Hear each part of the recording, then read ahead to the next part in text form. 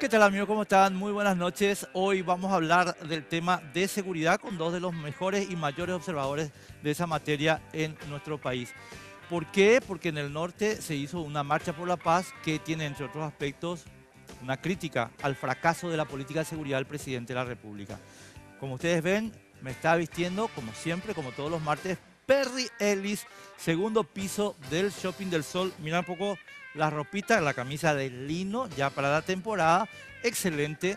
Realmente uno está muy fresco con estas camisas. Yo sé que mañana y de repente pasado va a bajar un poquito la temperatura, pero ya estamos en pleno estiaje.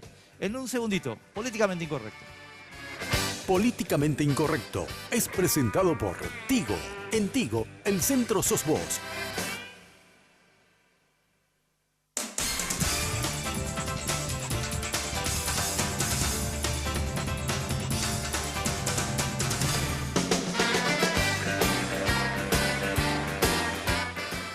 Bueno, estamos hablando acá de un tema que no es de seguridad, pero vamos a arrancar así. José María, ¿cómo te va? Gracias por estar con nosotros. ¿Cómo estás, Enrique? Yo le quiero recordar un poquito a la gente, José, y siempre lo hacemos con Edgar, ya estuvo en algún programa. ¿Por qué vos sos un entendido en seguridad? ¿Qué hiciste? ¿Por qué? Bueno, yo soy técnico superior en seguridad ciudadana y privada por la Universidad Católica. Tengo un diplomado en alta gerencia de seguridad por el Centro de Estudios de Seguridad del Perú.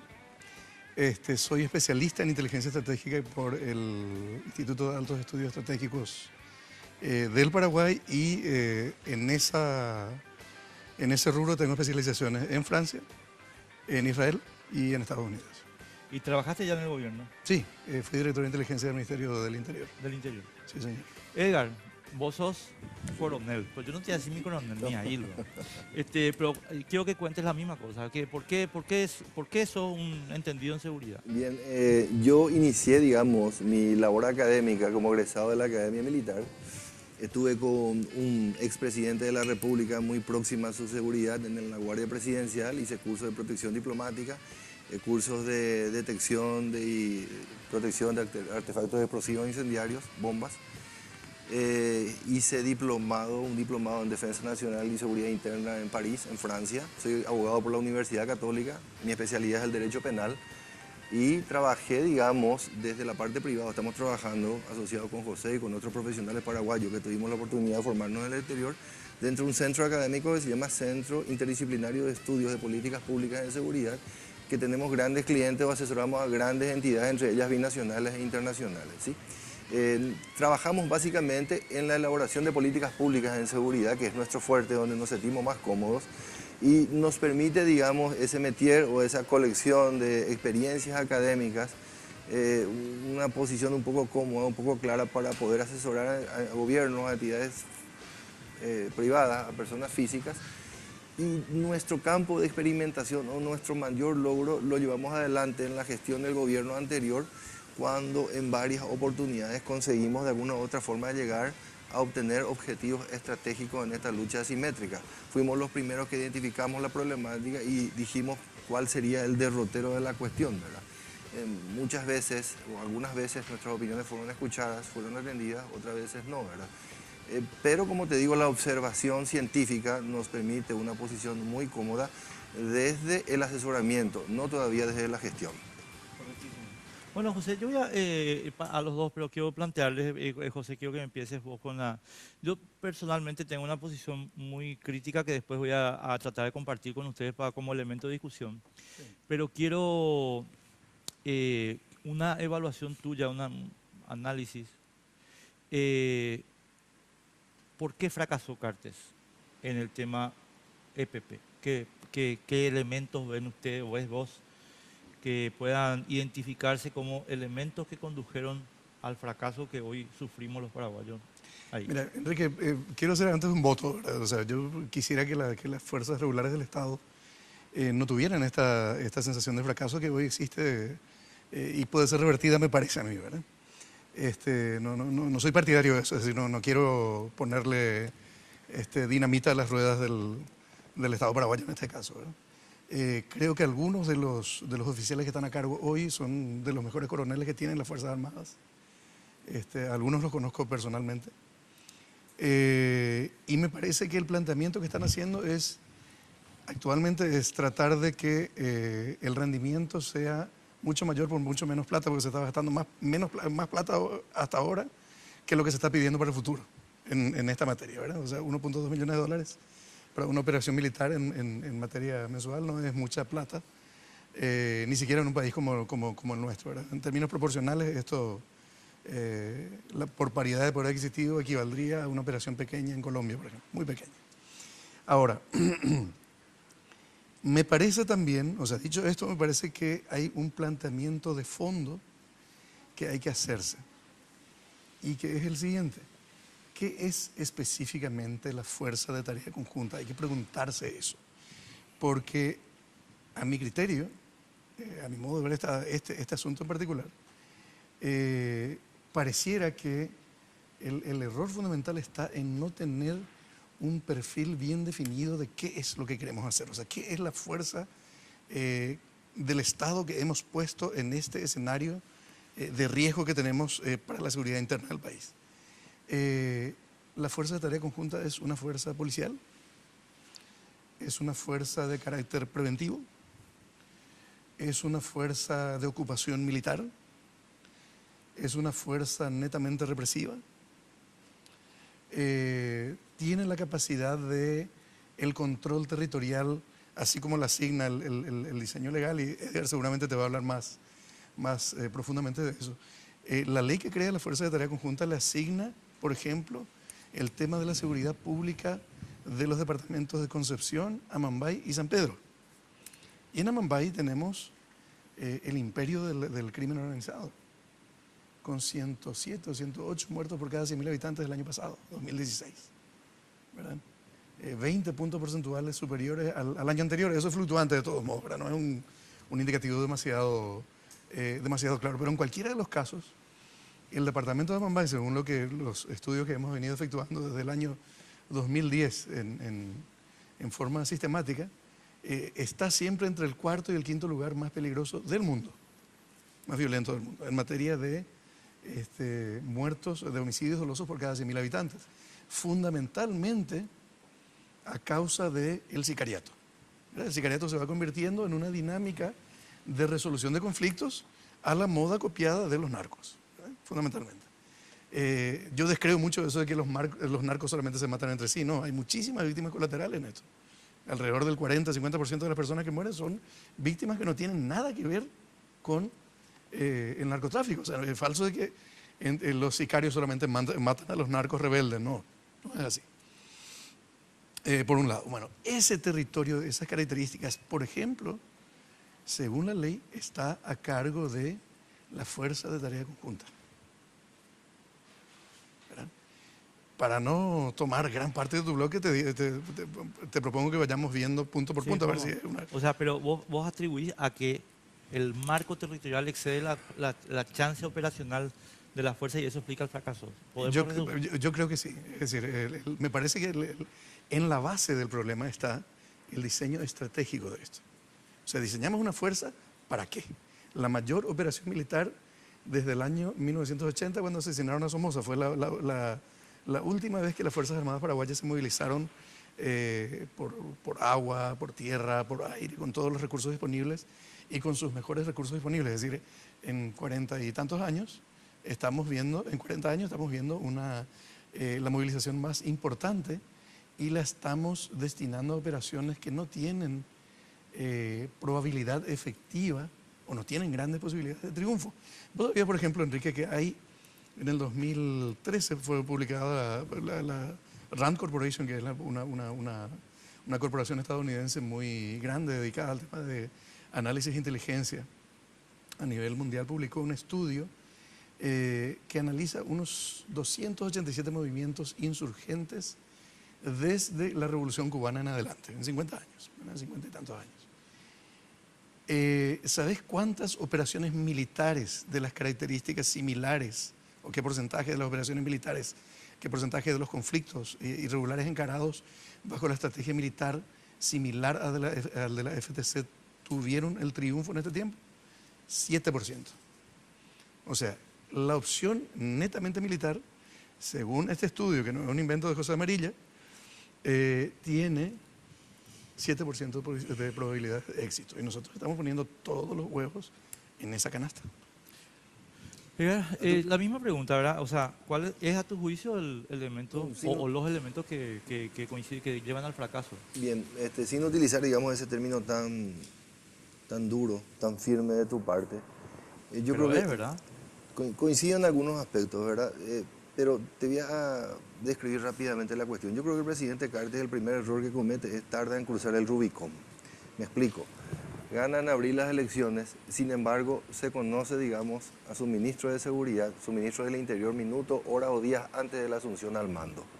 Se perdieron 4 o 5 meses preciosos para poder tomar contacto y efectuar el traspaso de una manera efectiva para que ese ministro del área de seguridad o del área de defensa, llámala como quieras, entre directamente en acción directa porque él es el líder estratégico de la cuestión. Número 1, perdió mucho tiempo para cruzar Rubicón. Número 2, no leyó estratégicamente hablando del campo del conflicto porque designó a gerentes de seguridad interna o de defensa nacional que no tenían la capacidad incorporada, serán buenas personas, colegas, excelente, todo lo que vos quieras, pero no tenían la capacidad incorporada para poder entender estratégicamente hablando la cuestión. La historia militar o la historia política es fantástica en este sentido, porque vos recordarás la anécdota de la aniquilación de una de las legiones romanas más famosas en los montes de Arminia, de Alemania, donde hasta ahora resuenan las palabras de Augusto. ¿Dónde están? Varo, ¿Dónde están mis Varo, devuélveme mis legiones. Ese es el problema que vos tenés cuando empleás fuerzas convencionales en un conflicto de estas características con gente o con personas o con líderes que no entienden la cuestión. Cuando vos le designás, Enrique, a un ministro de Seguridad Interior o un ministro de Defensa, en este tipo de situaciones, vos decís, mira viejo, acá no hay nada que hacer, la guerra está perdida. Cuando vos le designás a una persona competente, vos tenés por lo menos la esperanza o tenés la fe de que las operaciones en curso, de los elementos de maniobra, van a ser operaciones exitosas porque se entiende la cuestión o se entiende por dónde viene la mano, ¿sí? El ejemplo de Varo, por ejemplo, es un ejemplo típico y muy claro de todo esto. Otra cuestión, trabajan sin políticas públicas en seguridad. Cuando de Vargas empezaba a hacer sus primeras movidas, sus primeras designaciones, o empezaba a mover estratégicamente hablando la cuestión, porque nosotros salíamos, digamos, de un ciclo laboratorialmente hablando exitoso cuando nuestras recomendaciones le permitieron al Estado paraguayo impactar 3 veces contra el centro del EPP. Yo le dije una célebre frase acá, José estaba presente en una reunión de trabajo, ¡tas! Acá lo agarramos, se viene más de lo mismo. Tolerancia a las viejas prácticas, la seguridad de la policía, la parte política no se mete, ¿verdad? La defensa nacional de las Fuerzas Armadas, la parte política no decide, etcétera, etcétera. Entonces, ¿qué ocurre cuando existe ese divorcio entre la gestión política y la gestión de seguridad? Nuestros muchachos en las operaciones están abandonados, se sienten desprotegidos, no tienen los insumos, los recursos logísticos suficientes y la gestión política se desentiende de toda la cuestión, ¿verdad? Entonces, repiten o vinieron con recetas equivocadas de la guerra o de la época de la Guerra Fría, donde las normas eran diferentes, donde las sociedades eran diferentes, donde los recursos eran diferentes y donde el escenario estratégico era absolutamente otro, ¿sí? Y por último, yo creo que otro de los errores en la concepción del presidente Cartes fue enfocar militarmente la cuestión.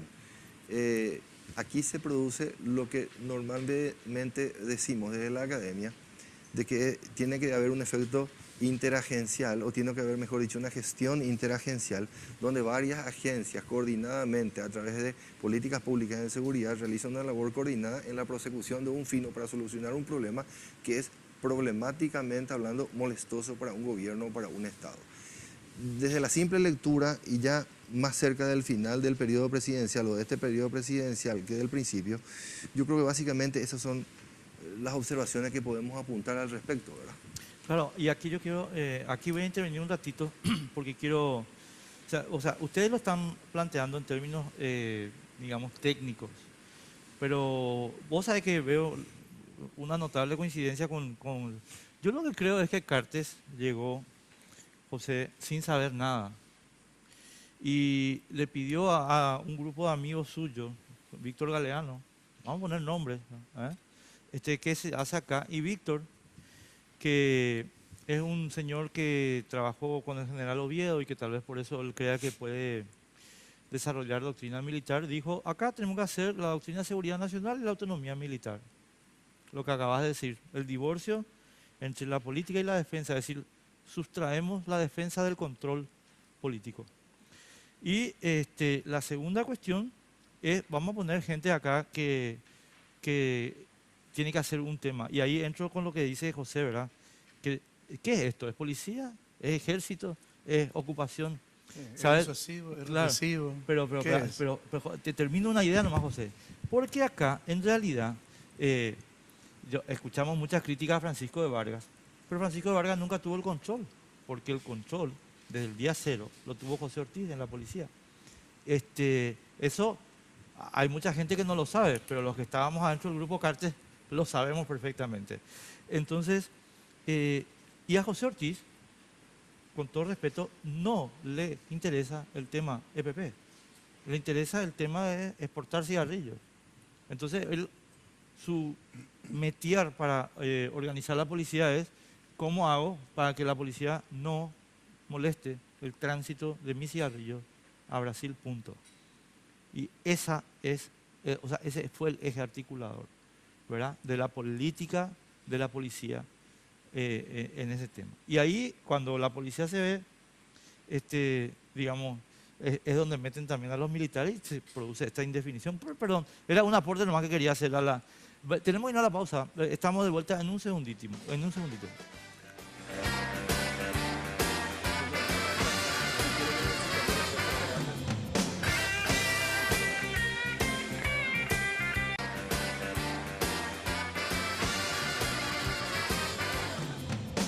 Si tenés TV de Tigo en casa, jugás de local. Viví la pasión del fútbol nacional con imagen digital en alta definición. Consulta disponibilidad técnica y contrata tu plan desde 99.000 guaraníes llamando al asterisco 611 o al 021 618 9900. Porque en Tigo, el centro sos vos.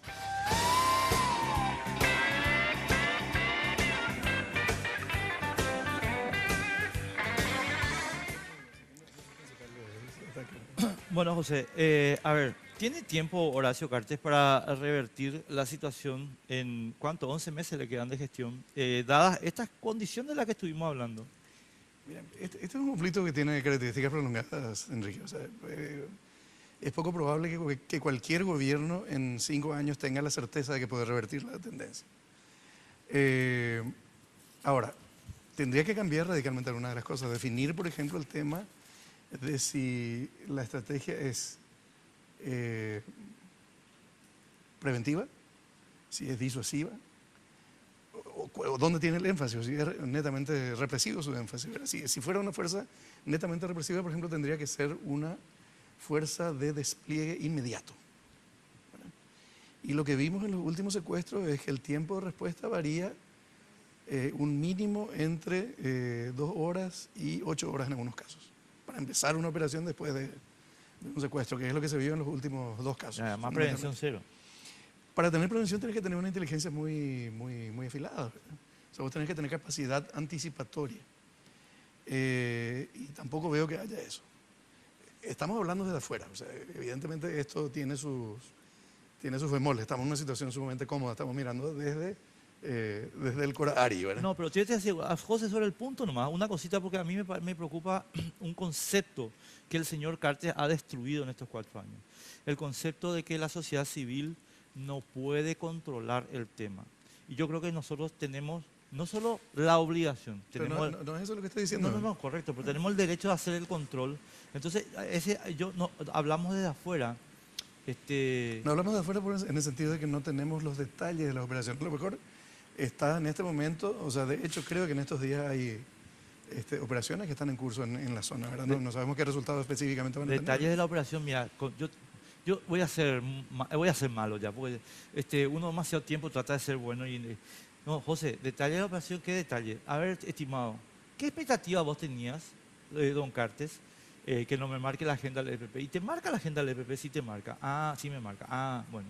¿Y cuántos secuestros tenés ahora? 5. Entonces, chico, lo tuyo fracasó. Yo no sé si hay operación en curso o no hay operación en curso. un fracaso.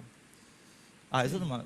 Bueno, en algunos aspectos sí, claramente el tema no tiene proporción. Por ejemplo, si dijéramos, bueno, esta va a ser una fuerza desplegada con un carácter disuasivo. Tiene que ser abrumadoramente superior en el nivel del conflicto propuesto por el oponente, ¿verdad?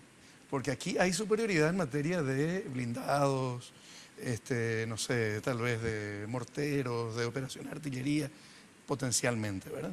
Pero no es ese el nivel del conflicto en el que la fuerza del Estado tiene que tener una abrumadora superioridad. Es decir, vos no te vas a atacar a un oso a manos limpias y armado con un corta uñas, ¿no? ¿Verdad? O sea, en el nivel de ese potencial conflicto, vos, o sea, el disuasivo es el oso, no sos vos, con tu corta uñas. Entonces, nuestro oso en este caso es un oso muy famélico, ¿verdad? Está encerrado, probablemente enfermo, no sé. Tiene algunos problemas. Entonces, eso se requeriría para que la fuerza fuese disuasiva, decíamos, para que fuera una fuerza preventiva, tendría que tener capacidad anticipatoria, tiene que tener inteligencia. Inteligencia que no la tienen. Por lo menos no se nota que haya una capacidad anticipatoria, porque digamos que hay un cierto movimiento ahí que revela que a 3 kilómetros del cuartel de la Fuerza de Tarea Conjunta puede haber un secuestro, por ejemplo, ¿verdad? Es decir, no tenés capacidad anticipatoria. Y si fuera una fuerza represiva, tendría que tener una capacidad, o con énfasis represivo, tendría que tener una capacidad de despliegue inmediato mucho más significativo que la que tiene hoy. Yo voy a agregar una cosa nomás, agregar acá, porque no, a mí me asusta el tema de que después de 4 años el gobierno venga y constatemos todo que no tiene inteligencia. ¿En qué se gastaron la plata? De tener que montar un aparato de inteligencia, porque la ley le dio los instrumentos para montar el aparato de inteligencia o cualquiera de las alternativas que vos estás mencionando, está eso autorizado por la ley, que entre paréntesis yo creo que es inconstitucional, pero bueno, eso, o sea, no vamos a discutir Sí, eso. la ley está. O sea, está en la ley. Sí. O sea, a lo que yo voy a lo siguiente, fíjate, 2 semanas antes del primero de los 2 últimos secuestros, la comunidad menonita recibe la información, advierte la información, les pasa la información y no previenen. Y creo que 7, 8 días después, el segundo secuestro, de los 2 últimos estamos hablando. Entonces, no hay inteligencia, pues yo suscribo hasta la última coma, José, lo que vos estás diciendo. Lo que digo es, no puede ser que el gobierno se quede tan tranquilo así, encima saliendo con aires de suficiencia, decir, como salió hoy Filarti hasta mañana, creo que en Radio Monumental, no sé dónde, Darío Filarti y dijo, estamos trabajando como nunca antes. Pero por favor, si esto es nunca antes, pues, discúlpame, amerita una sonrisa. Decime algo. Bueno, Inteligencia no hay. no hay, o sea, yo no quiero irme al extremo, o sea, quiero mantener un cierto equilibrio, Enrique. Pero, pero el equilibrio es darle un cheque que no merecen. Yo creo que hay que probar fórmulas distintas. Creo que hay que probar fórmulas distintas, eso sí. ¿Por qué lo que sos tan moderado, José? Te digo por qué. Te digo por qué. Porque conozco mucha gente de la zona también, gente que trabaja, gente de bien, y que te dice, yo no quiero que se vayan la Fuerza de Tarea Conjunta, porque no sé cómo vamos a estar si se retira esta fuerza. Y no quiero correr esa apuesta con mis bienes, con mi vida, o con la vida de mi familia o de mis empleados. No quiero. Y es un planteamiento más que razonable. Ahora, tampoco podemos consentir que a raíz de esa preocupación que es legítima, la Fuerza de Tarea Conjunta en realidad funcione como una agencia de seguridad privada para ciertos grupos que tienen llegada a ciertos niveles de influencia. Tampoco se puede admitir eso. Claro, porque ahí, Edgar, y ahí viene una cuestión que a mí por lo menos me asusta muchísimo. Hoy, en la marcha, y en realidad todo el proceso preparatorio de la marcha, hay una voz cada vez más fuerte.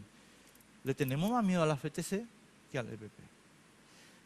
Por eso que vos estás diciendo, José, seguramente, ¿ya? Claro, cuando vos metiste una fuerza que no está trabajando en lo que tiene que trabajar y termina protegiendo ciertos elementos particulares del problema, Al final vos decís, chicos, ¿para quién ustedes están trabajando? Y Enrique, porque están trabajando, o están metidos, están liderando el proceso, personas que son incapaces, que no pueden entender, que no tienen la lectura estratégica de la cuestión.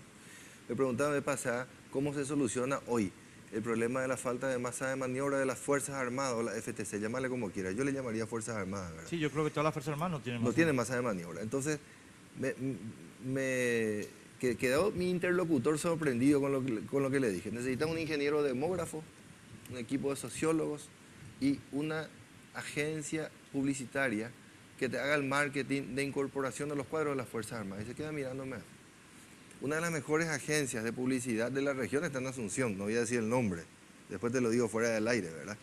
Pero vos necesitas para reclutar personas o elementos de combate, demógrafos que puedan entender, digamos, la cantidad de habitantes que hay en una región junto con la movilidad social y otro tipo de variables que puedan entender los elementos de unidad militar de este sector y del otro sector, sociólogos que puedan entender muy bien el pensamiento, el sentir actual de la gente o de las personas que están en la región, ¿verdad? Y una agencia de publicidad, ¿verdad? Que por lo menos pueda tratar de aglutinar la cantidad de recursos humanos, ¿verdad? Nosotros con José reivindicamos el hecho de que cualquier equipamiento, cualquier estamento, cualquier organización que hace seguridad tiene que estar basada en una triada de talento humano, recursos materiales y tecnológicos. Yo creo que la FTC nos reúne, digamos, cuanto menos 2 de estos recursos. Están como que trabajando de una manera muy dificultosa, ¿verdad? Sí, Entonces, ¿sabes por qué me río? Perdón. Sí. Me río porque yo estoy seguro que vos le decís a Víctor Galeano, vamos a llevar a un sociólogo y te va a decir, sociólogo no, es comunista. Estoy seguro, Bueno, porque en le fin, conozco. Mi compañero de colegio, le conozco. en fin, ¿Entendés? ¿verdad? O sea, Y bueno, y así le irá también, ¿verdad? ¿verdad? Y así le va. irá. ¿Qué es lo que, Enrique, quiero volver un poco, retroceder un poquitito en mi Te sacó discurso tu novia. anterior. Te sacó tu novia, Galeano. Quiero retroceder un poco en mi discurso, en el discurso en el bloque anterior, ¿verdad? ¿Qué es lo que un líder militar, un líder político, un líder estratégico valora en una operación ofensiva, digámosle? La conquista del objetivo. La conquista del objetivo. Yo se lo dije al comandante de la zona de defensa interna en una oportunidad, el amigo, el coronel Héctor Grau, que considero el oficial indicado para el lugar indicado, ¿verdad? A Grau. A Grau, sí, sea, señor. no es un problema- De probar, no es un no, problema es más, personal. te cuento una anécdota. Él siendo jovencito, siendo mayor, cuando el ambiente operacional como este que estamos viviendo en la zona norte era todavía un nuevo descubrimiento para las Fuerzas Armadas de los Estados Unidos, él fue a representarle, no sé si al continente o al Estado paraguayo, en el Estado Mayor Conjunto del gobierno del Estado norteamericano para dar su ponencia sobre el ámbito del ambiente operacional, ¿verdad? Yo participé, digamos, de alguna u otra forma, tuve conocimiento de ese trabajo que él hizo, ¿verdad? Entiende la cuestión, ¿verdad? Lastimosamente no tiene una serie de recursos para poder, digamos, para que su trabajo sea efectivo de alguna u otra manera. Entonces, retrocedo, un ratito, José, retrocedo otra vez. ¿Qué es lo que un líder militar valora? La conquista del objetivo. Entonces dije, vez pasada, discutiendo con alguien, le dije, mira, en esta gestión, en este periodo de tiempo, con estos recursos, 3 veces se impactó con el centro de la crisis. No una, 3. En este periodo presidencial, ¿cuántas? Una y de manera fortuita. Entonces, hay procesos que toscamente Una, se están... Perdón que no me acuerdo. Arlan Fick, Pero Alan Fick fue liberado. ya sé, pero se toparon con el núcleo principal de la banda, ¿Y qué digamos, en ocasión del secuestro, ¿verdad? En la época anterior, chicos, se eliminó Vamos a suponer que... al adversario. Vamos a suponer de repente que hay un presidente de la República que confía ciegamente en Juan Pérez. No, yo quiero que Juan sea mi ministro del Interior, él nomás luego en Ambrena le quiero, ¿verdad? Pero tenés que tener un gabinete multidisciplinario, como que en el que trabajamos nosotros, que tenga una visión holística e integral de la crisis, es lo que llamamos la interagencialidad, ¿verdad? Entonces te trabajás en 3 turnos de 8 horas y si hay un evento a las 2 de la madrugada, tenés capacidad política de respuesta. Si hay un evento a las 5 de la tarde, tenés capacidad política de respuesta, ¿verdad?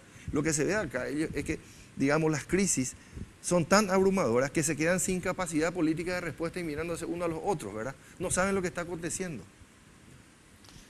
Tenemos que ir a la pausa y a la vuelta, José, me respondes qué significa esa cara que estás poniendo cuando Edgar le está describiendo esta catástrofe. Venimos en un minutito.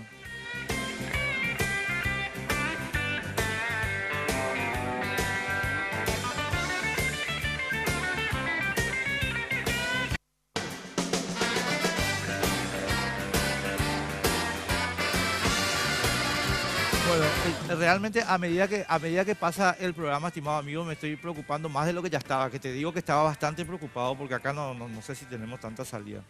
José, yo sinceramente cuando vos tenés un equipo de gente que tiene elementos, como estaba contando Edgar, como el coronel Grau, que saben la cosa, pero está dirigido por gente que no sabe la cosa, independientemente de que tenga estos asuntos técnicos que vos planteaste, bueno chicos, definamos de qué estamos hablando. Claro. No sé si hay salida. Disculpame que ya te pida como una suerte de balance, no sé si hay salida.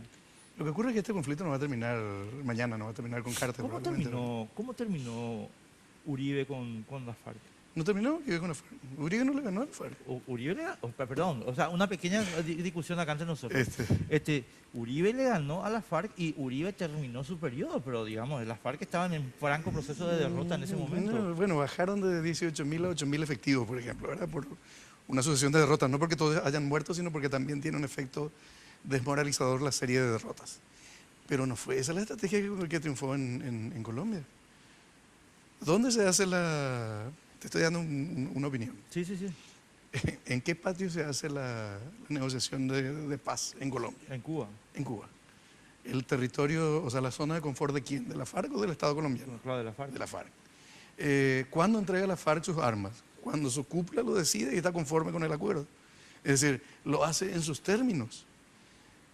No es que el Estado colombiano se impuso y por la fuerza. Estoy totalmente de acuerdo con lo que ¿verdad? estás diciendo, solamente que quiero hacer una pequeña señalización. Eso se produce ya bajo el gobierno del señor Santos, que a mi modo de ver es un inepto. Entonces, porque deshizo todo. O sea, yo creo que el señor Santos es muy parecido a Horacio Carter, o sea, no entiende nada. Entonces, el tipo deshace las bases del triunfo militar, porque lo que le dice Uribe, y yo creo que está muy relacionado con lo que nos está pasando a nosotros, lo que le dice Uribe, vamos a negociar la paz, pero desde la victoria. Y lo que dice Santos es, no, vamos a negociar la paz, pero desde la igualdad. Lo que pasa es que la victoria no tiene calendario, Enrique. O sea, vos no podés decir, va a ser el 29 de diciembre del año 2018 la victoria del Estado colombiano sobre la FARC o la victoria del Estado paraguayo sobre el EPP. No tenemos la certeza de eso. ¿Qué es lo que sí es cierto? Lo que sí es cierto es que hay una opción que nos arregla, entre otras cosas, un problema presupuestario. El EPP se va a convertir en un problema presupuestario a corto plazo, si es que no es ya hoy para el Estado paraguayo. Así, hay que sostener el conflicto. Claro, hay que sostener el conflicto. Yo creo que parte de las soluciones que están planteando hoy el coronel Grau y su equipo es un rediseño presupuestario, porque la sospecha que tengo es que ya se venía gastando más dinero que se está solicitando para seguir con el tema del EPP, ya se venía gastando más que eso hasta la actualidad. Pero gran parte de ese dinero está quedando en Asunción en gente que no sale de su escritorio y no va al conflicto. Y sin embargo, sí cobra, por ejemplo, viáticos por peligrosidad y compañía, que es el otro riesgo de un diseño similar al de la FTC, que una maquinaria de guerra diseñada en estos términos termine convirtiéndose en un cajero automático donde vos vas y cobras tu viático. Perdón, pero tengo que decir una cosita nomás ahí. Es lo que yo siempre le estoy diciendo al presidente y a Víctor Galeano. Señores, ustedes están trabajando sobre la construcción de la autonomía militar y la autonomía militar produce esto que está explicando el señor aquí con tanta claridad y con tanta, ¿cómo decirlo? Facilidad, es tan didáctica tu explicación, José. ¿Entendés? Pues es el problema de la autonomía militar. Vos le sacaste el control civil y entonces la perrada mete las manos. Así de sencillo, ¿eh? Así fue siempre en todos los países que trabajaron con el tema de la autonomía militar. No hay ni una sola excepción. La gente que, y termino con esto, Edgar, perdón. La gente que estudia un poquito historia militar, así aficionadamente, como yo o mucha gente otra, incluso cuando se trae a colación el ejemplo de la Wehrmacht, del ejército alemán en el periodo de Hitler, el control civil era total, pero absoluto, no había autonomía militar. ¿Entendés? Y la parte británica, la misma parte de los norteamericanos. El modelo que funcionaba un poquito diferente fue el japonés, pero por favor, con esto no ganamos. ¿Vos sabés por qué Churchill entendía tanto de la guerra? ¿Por qué? Porque fue militar anteriormente. Claro, era militar, claro. Pidió su retiro y Sí. Era conocí militar. la anécdota cuando fue a mirar la línea de Maginot con Gamelian y compañía. Y, ¿cuál es su dispositivo de defensa? Dijo en París. Y nosotros tenemos la línea de Maginot y tu masa de maniobra, como vos le decís, y no, bueno, hasta luego, señores. Esto no tiene nada que hacer. Así mismo. Y pasa lo mismo, cuando vos tenés capacidades incorporadas, podés proponer esto. Yo venía hablando años anteriores de que independientemente de todas las inversiones que se le tenía que hacer a la Fuerza Aérea Conjunta, también tenía que haber un gesto, una gestión política, ¿verdad? De hecho que nuestras últimas gestiones en el Estado, antes de pasar al sector privado, fueron políticas más que nada, ¿verdad? Claro, pero en el sentido No de se control hizo financiero también. totalmente de acuerdo, pero por favor, ¿cómo se gana, digamos, a mi criterio y discrepo yo con el profesor Amarilla, cómo Colombia gana la guerra contra la FARC? Porque existe un control presupuestario de parte de la clase política y la gestión política estaba articulada, digamos, con la gestión militar. Señor, aquí no sale ningún solo dólar, ¿verdad? Había 4 grandes ejes controlados por el Congreso de los Estados Unidos, ¿verdad? En donde se decía el Plan Colombia, Claro. donde se decía exactamente, vamos a hacer esto, control presupuestario, ¿verdad? Quizás no exista, haciendo una opinión un poco variopinta de la cuestión, quizás en este problema de la zona norte exista gente que no esté comprometida con la causa. Lo que el gobierno del presidente Cartes no hizo es una muda geopolítica. Yo no sé qué hacen los ministros de seguridad y de defensa metidos en su gabinete todos los días en vez de estar almorzando o cenando con sus muchachos en fin de año, en Semana Santa. Darle esa mística y decirle, señores, estamos respaldando su trabajo, ¿verdad? Aparte de todo eso que de alguna u otra forma ese control presupuestario hubiera sido mucho más inteligente si había una reingeniería en donde se asignaban estímulos financieros a quienes estaban incursos dentro de las operaciones y no los que estaban en los gabinetes de Asunción. Claro, es que están en los gabinetes de Asunción porque no hay control financiero. O sea, vos o sea, el Estado paraguayo, fíjate, se pide el informe, el Congreso Nacional pide el informe y le mandan un libro donde no hay discriminación, o sea, contable. O sea, y entonces vos decís, chico, ahora lo único que sabemos es que se gastaron 80 millones de dólares. Sí, pero ¿cómo? ¿Quién llevó? ¿A dónde se fue la plata? Bueno, por eso es que tienes que tener bien definidas las 3 patas de una operación como esta. La estrategia, porque ningún viento es favorable al que no sabe dónde va. O sea, si vos no sabés qué sos, ningún viento te resulta favorable, ese amigo, ¿verdad? O sea, vos sos policía, sos fuerza de ocupación, sos preventivo, sos disuasivo, sos represivo, baila en deporte, ¿verdad? Si vos no tenés definido eso, tenés un problema. La otra es la táctica. ¿Cuál es nuestra táctica? Respuesta rápida, anticipación, etcétera, etcétera. No tenemos. O sea, nuestra táctica está demostradamente inadecuada para el Claro, nivel del conflicto. pues llegamos a un promedio, voy a usar tus cifras. Y lo último que es el tema de la logística. La patrulla Tormenta, que fue exterminada en agosto del año pasado, se desplazaba en un vehículo que viene adecuado para el territorio y para ese tipo de operaciones. Y mientras tanto, hay un lote de, creo que son 35 camionetas Land Rover que fueron adjudicadas en el año 2012, que están acá y no son retiradas por el Estado porque el Estado no paga. 5 millones de dólares.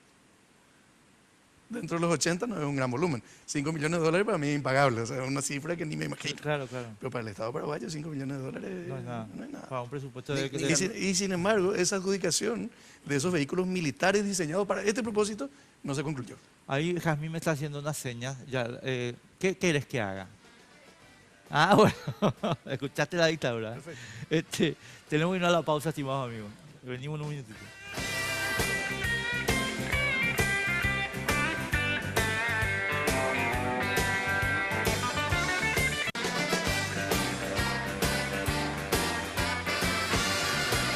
Ya no volvemos. Bueno. Menos mal que no salió al aire lo que estamos diciendo. Bueno, estimados amigos, nosotros lastimosamente estamos hablando acá y confirmando un dato que lo estábamos hablando con José hace un ratito, ¿verdad? No tenemos capacidad de reacción.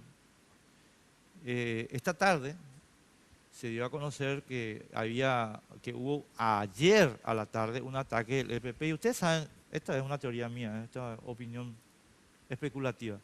¿Por qué el Estado paraguayo tarda 24 horas en informar de una operación del EPP, estimados amigos, cuando su obligación es poner a la ciudadanía al momento al tanto de la situación, simplemente por lo que acabamos de escuchar acá.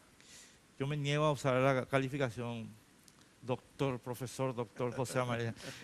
José, lo que acabas de decir acá es porque si lo informan al momento, van a tener que asumir que reaccionaron 5 horas o muchas más horas después todavía.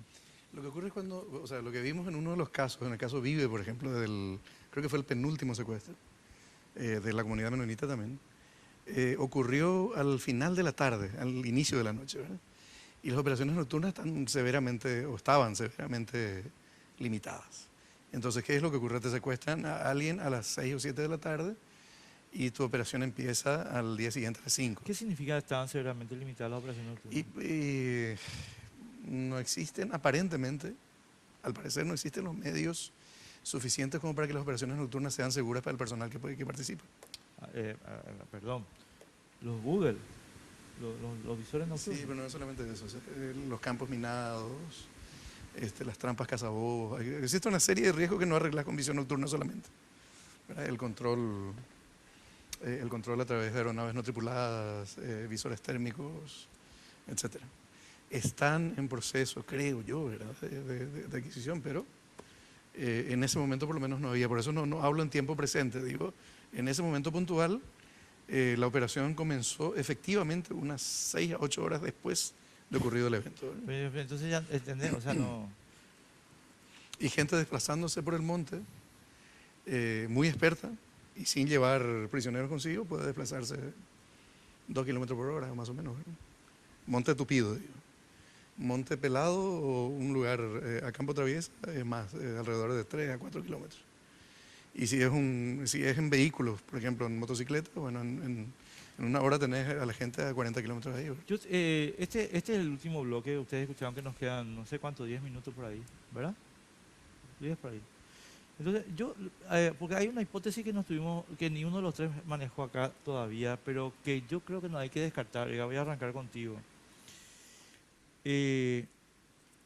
La hipótesis de la complicidad deliberada, de generar un conflicto continuo porque es una fuente de ingreso. Perdóname, voy a hacer una pequeña contextualización para que vos puedas responder lo que te parezca. En la guerra de Vietnam, el Congreso norteamericano, en el año 1974, llegó a una conclusión dramática, que fue histórica en ese momento, y fue la siguiente. Ustedes están usando la guerra, le dijo a la administración Nixon en ese momento. La guerra había terminado ya para Estados Unidos porque habían firmado la paz, ¿verdad? Con Leduc y compañía. Pero el Congreso le dijo, ustedes están usando la guerra, señores, para robar plata.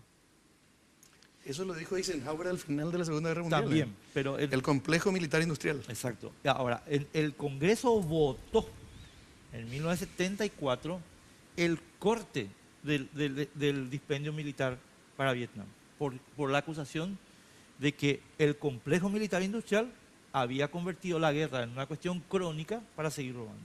Y cortó, se acabó. De hecho, Saigón cae, creo que 4 meses después de esta decisión del Congreso norteamericano. O sea, Saigón cae en manos de los comunistas. Y en sentido contrario, Vietnam no tenía ninguna intención de hacer una guerra prolongada y liquidó el expediente en 4 meses. Cuando le traen la información al general Yap, el general Yap dice, chicos, ahora vamos, ya. O sea, no estamos acá, perdón la expresión, no estamos acá boludeando, directo. Eso es lo que yo, lastimosamente, también, Edgar, creo que nosotros no podemos, o sea, como sociedad civil, descartar que esté ocurriendo. Me da la impresión, mirando un poco al final de la película y no al principio, de que se está utilizando el territorio paraguayo para una operación de inteligencia financiera de muy alto nivel, patrocinada por potencias financieras que no están allende a nuestras fronteras. ¿Me explico? Sí, explícate, por favor. Quien alimenta a un conflicto, al conflicto asimétrico, mira, digamos, son organizaciones criminales, la pobreza, un caldo de cultivo de diferentes tipos de condiciones, ¿sí? Liberan el territorio a cambio de determinado tipo de impunidad por un tiempo determinado para que se haga el seguimiento de capitales que van a parar a otras capitales del mundo, hablo de capitales financieros. Entonces, tienen o tenemos como elemento distractor esta pequeña guerrita en territorio paraguayo, mientras otras agencias van colectando información y hacen el seguimiento de dónde va aquel flujo de capitales que se manejan en la triple frontera. ¿A cambio de qué? Y lo que te dije, ¿verdad? O sea, ¿a cambio de qué? ¿Verdad? A cambio de determinado tipo de impunidades o de protección. ¿Para quiénes? No sé. ¿Coincidís con eso, José? Mira, yo creo que o sea, hay una vinculación... No pierdas mi pregunta tampoco. Sí, hay una vinculación racional que complementa lo que vos estabas diciendo. La vinculación racional es en el sentido de que la guerrilla o los movimientos insurgentes tienen una lógica territorial. La producción de drogas también. Y tienen una intencionalidad hegemónica, es decir, no admite competencia por el territorio. Donde va a producir droga no entra el motochorro, por decirte una estupidez, ¿verdad? Y yo no veo que haya conflicto entre los narcos y el EPP, por ejemplo. No se matan entre sí, que yo sepa. No se amenazan, no se declaran políticamente enemigos. Entonces, y la producción de marihuana en el Paraguay, según las últimas estimaciones, está generando más de $1.200 millones anuales. Entonces, estamos hablando de una montaña de guita. Una montaña de plata. ¿Y qué es lo que está ocurriendo? Ese fenómeno está enriqueciendo y dando muchísimo poder a pequeñas mafias de pequeños lúmpenes. Por ejemplo, el ex intendente de Pejú que está preso, el Neneco. Era un pobre tipo desde el punto de vista mental, pero que tiene muchísimo poder y que tiene la capacidad de comprar un cargo político, de comprar candidaturas, de comprar a sus oponentes políticos, de corromper a tu sistema judicial, a tus fiscales, a tu policía. Entonces hay todo un discurso ahí que se complementa con la existencia de un escenario que está fuera del control del Estado paraguayo. O sea, vos querías entrar en una teoría conspiraticia, bueno, te amplío la teoría conspiraticia, ¿verdad? No, pero conste que Neneco no es ninguna teoría, es realidad campante. Claro, pero el escenario en su conjunto, que incluye al EPP, favorece la existencia de este tipo de fenómenos y el surgimiento de personajes de esta calaña y con este poder y con esta falta de escrúpulos. ¿Verdad? Porque no tienen ninguna medida, o sea, ellos no pagan impuestos, por ejemplo, ¿verdad? Cosa que vos no podés hacer, o sea, no podés dejar de pagar impuestos yo o Edgar. Entonces, no tienen ninguna contribución positiva para el Estado y sí todas las connotaciones negativas que están además favorecidas por un escenario en el cual de cierto modo ciertos derechos están suspendidos porque hay una operación militar en curso y porque hay un movimiento insurgente que crea las condiciones para que los grupos irregulares, como por ejemplo los narcotraficantes, tengan todavía un escenario de mayor poder en el sentido de que por la noche todo ese territorio en 3 departamentos es básicamente territorio liberado porque nuestras fuerzas públicas no tienen hoy, tal vez la tengan mañana, quiero ser optimista, la capacidad de, por ejemplo, de interdicción de los vuelos, de interdicción de los caminos y de interdicción de las vías fluviales. A mí nomás, y Edgar, te paso la palabra.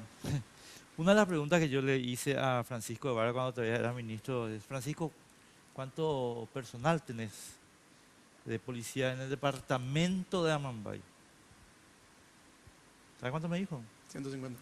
624, que representa el 2.8 o 3% de la fuerza policial. Y entonces vos decís, te vas a Washington, todo con tu corbatita, tu traje italiano, tal, y decís, no, nuestra prioridad es el narcotráfico. Híjole, ¿en serio? Y tenés el 3% de la fuerza policial en el departamento del narcotráfico. Te puedo empeorar un poquitito más. A ver, empeorame. Las fuerzas policiales trabajan en tercios. ¿Qué significa esto? Yo estoy 24 Claro. horas de guardia y estoy 48 horas libre. Es decir, tus 600 tenés que dividir por 3. Claro, son O 200. sea, en este momento, ¿cuántos policías hay? 200. Esa era en la época de Francisco. Ahora no sé si el señor Lescano modificó la cosa. Tengo sigue la mis mecánica. dudas. Bueno, Edgar, quiero tu valoración sobre este tema. Bien, yo creo que, como te dije, vuelvo al principio, hay gente que entiende esta cuestión, no somos o no son muchas, pero hay personas que entienden de este tipo de conflictos. Yo celebro que el presidente Cartes lo haya rescatado del servicio activo, por ejemplo, al general Sergio Benítez, que es el director de la CAICO, que es una de las pocas personas a quien yo académicamente hablando, técnicamente hablando, y en su gestión particular de toda su vida uniformada, tuvo y colectó determinado tipo de experiencia para este tipo de situaciones, ¿sí? Pero evidentemente no se puede, digamos, ponerle a un gerente político, lo digo con todo respeto, en cargos que son hoy específicamente de mucho nivel académico y que requieren de determinado tipo de formaciones. Me decían que uno de los candidatos presidenciales, cuando te hacen esa famosa interconsulta antes de las elecciones y qué sé yo, y qué opina de esto, está recibiendo asesoramiento, digamos, de un país latinoamericano hermano que tuvo problemas con las FARC, ya digo quién, ¿verdad? Entonces yo le dije, perfecto, me parece fantástico, pero ¿quién va a ser tu gestor político? ¿Quién va a llevar adelante tus políticas públicas de seguridad? ¿Va a ser esa misma persona que te está asesorando o no? Entonces, volviendo otra vez al principio, hay gente que entiende de esta cuestión, ¿sí? Entonces, nosotros estamos en el sector privado, no somos desocupados, no somos desempleados, no estamos buscando cargos, yo particularmente, ¿verdad? Entonces, convóquenle a esas personas que pueden darle un aporte superlativo, digamos, a la gestión de las fuerzas de seguridad y pueden darle un apoyo en el sentido de elaborar políticas públicas que sean conducentes y que sean aplicables para los tiempos que estamos viviendo. Es esa visión estratégica la que nos falta. Y con todo respeto lo digo, ¿verdad? No podés decir que querés ganar la guerra contra el terrorismo y Francisco de Vargas es tu gerente. No podés decir que querés ganar la guerra contra el terrorismo y Tadeo Rojas es tu gerente. No podés decir que querés ganar la guerra contra el terrorismo y Lorenzo Lescano es tu gerente.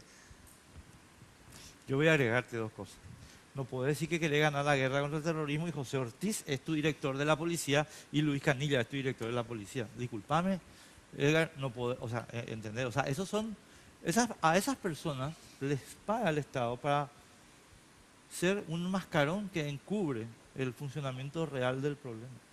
Entonces, José, ¿cómo es tu manera de seguridad? Y mi manera de seguridad es que mi cigarrillo pase a Brasil y Argentina. Ah, por eso no compraste radares, ¿verdad? Por eso no tenemos radares, ¿verdad? Porque tenemos que mandar en avión. Por eso no tenemos radares desde 1995. No hay radares. Los dos radares primarios que tenemos están guardados. Dice que el general Cris, él es comandante de las fuerzas militares, que no es santo de mi devoción, dicho sea de paso, pero aparte, luchó mucho para dotar de radares y tuvo una feroz oposición política. Gracias, muy amable. Eso no es, ¿entendés? Bueno, además, fíjate que hay un cierto beneficio en esto del EPP también, Enrique, no te olvides de eso. El EPP es muy útil para la cacería de brujas. Entonces, vos no me simpatizás, vos sos pro EPP. Vos sos fundador del EPP, sos portavoz del EPP. Así no es sencillo, ¿verdad? Entonces, también ese es un falsete del discurso. Bueno, yo quiero ganar esta guerra, pero entro en la cacería de brujas y de paso mi enemigo es una herramienta sumamente útil. Entonces, ustedes, ambos los dos, me están coincidiendo que la hipótesis de que acá hay una, digamos... Hay cuestiones oportunistas, digamos. Claro, aunque voy a plantearlo en términos elegantes, Edgar, para que no te enojes. De que hay una especie de conveniencia con la prolongación del status quo, está vigente, ¿verdad? Entonces, por favor. Tú lo has dicho. Como le dije a Camilo una vez, tú lo has dicho, le dije. ¿Entendés? Bueno, señores, les agradezco mucho, José. Enrique, un placer, gracias siempre, por la invitación. o sea, yo quiero que sepan nomás la gente, estimados amigos, que para mí siempre es un placer hablar con estos dos caballeros que están acá, porque son de los que saben de esta materia, realmente. Así que muchísimas gracias y nosotros nos vemos el martes que viene a las 22. Chao. Políticamente Incorrecto fue presentado por Tigo. En Tigo, el centro sos vos.